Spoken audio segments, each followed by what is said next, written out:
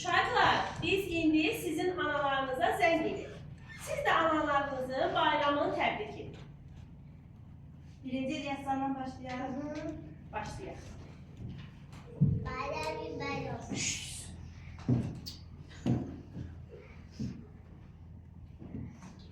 Ana.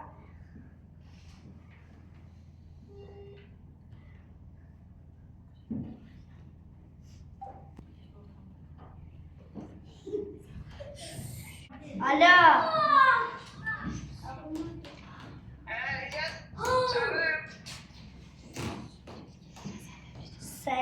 Sen tebrik ediyorum.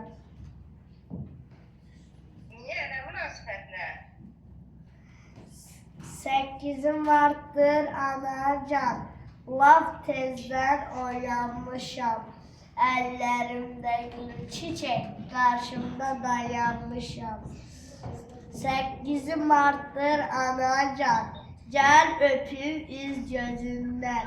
And içirəm her zaman ve çıkmaram sözünden.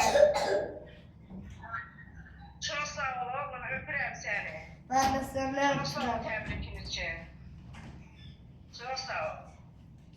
Bu benim aldığım dünyada en güzel tebrikti. Çok sağ ol. Sağ ol Ayla.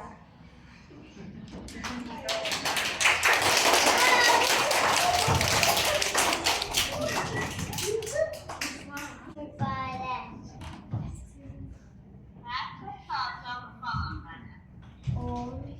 Mama səni çox istəyirəm.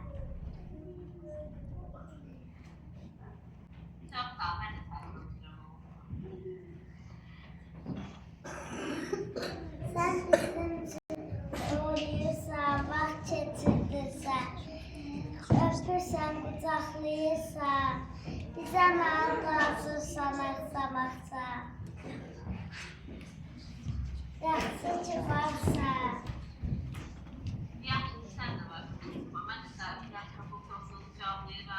Mən də səni öpüb qucaqlayıram. Bayramın mübarək.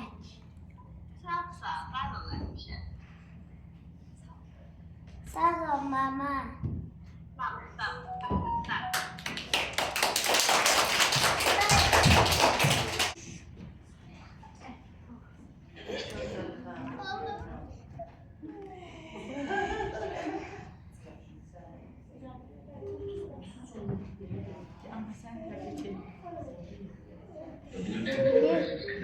Anlıyor bu. Çok merak. Yanmıyor bu.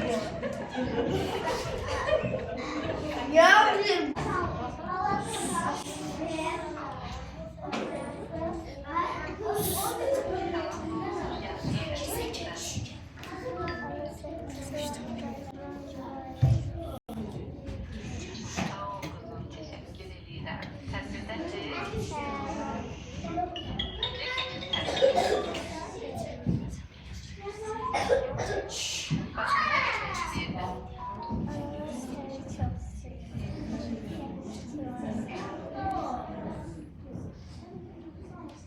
Ben de seni çok seviyorum kuzum. Ben de ata da seni çok seviyorum.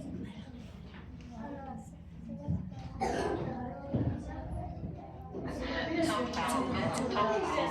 Sen de müəllimələrini mənim adımdan təbrik edərsən, yaxşı? Yaxşı kuzum, öpürəm səni. Sağ ol. Ana, təbrik edirəm səni. Öpürəm səni.